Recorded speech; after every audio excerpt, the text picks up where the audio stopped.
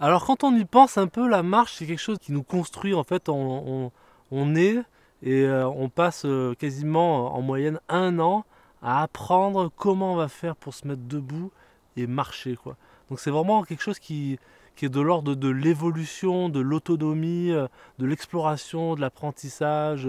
C'est énorme, la marche c'est déjà une grande réussite quelque part, un grand succès pour chaque individu de pouvoir se redresser, se mettre à la verticale et se mettre en marche. Et donc quand je pense à ça, eh ben, l'idée c'est aussi que finalement dans certains peuples ou même au départ, on n'avait pas de chaussures spécialement hein, quand on est bébé, on marche comme ça.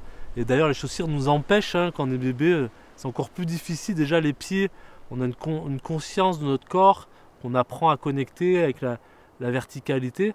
Et dès qu'on nous met des chaussures déjà, je ne sais pas si vous avez eu l'occasion, mais on voit que le bébé il a un peu plus de difficulté à se tenir. Parce que la marche enlève la proprioception, c'est-à-dire cette faculté à être connecté et à bien sentir son corps et le déplacement. Et du coup, quand on se ramène à nous, si vous courez dans les bois comme ça, ou vous marchez, vous allez marcher sans faire attention, pas forcément bien avec le corps, parce que la semelle va compenser tous vos petits travers et le caillou et la bosse et donc il va absorber tous ces éléments de la nature et cet inconfort quelque part. Alors que quand on va marcher pieds nus, on va se retrouver avec quelque chose de beaucoup plus conscient, de beaucoup plus attentif et bienveillant aussi avec le corps parce qu'on ne peut pas aller plus vite finalement que ce que le corps nous permet. Alors que là avec les semelles, on peut s'autoriser à ne plus respecter finalement la physiologie du corps. Hein, je sais pas, essayez de faire le test avec chaussures, sans chaussures. Vous allez voir que vous allez vous permettre beaucoup plus de choses et finalement moins bien respecter tout au niveau des articulations, au niveau du rythme, au niveau de... On est aussi pris dans un mental assez agité, on va d'un point à l'autre avec notre tête quelque part. On y va plutôt vraiment avec notre corps, etc. C'est juste on veut se déplacer pour se déplacer. Et donc là, avec la marche énergétique, on réhabite notre corps, même si on a des semelles. On reprend la bienveillance de notre corps pour que toute l'articulation et entre l'axe et les jambes marche ensemble en harmonie et qu'on puisse respecter justement cette articulation, cette structure, on va dire, du corps.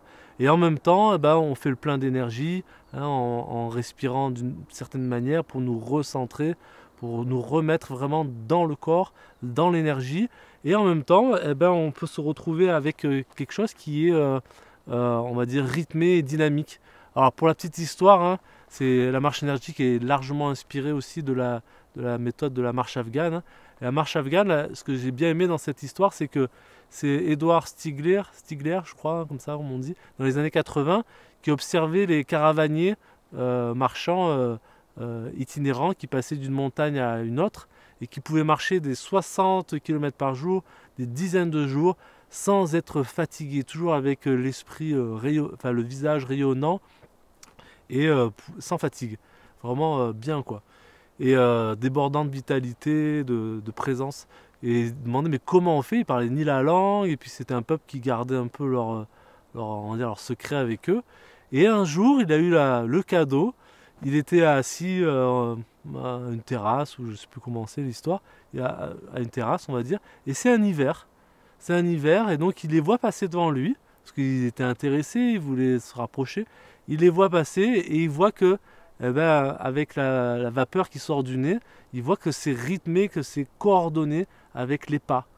Et donc, tac, il a cette prise de conscience, cette révélation en fait, de synchroniser la respiration avec les pas. Et donc le fait de respirer avec les pas, on est obligé du coup d'être avec la réalité du moment.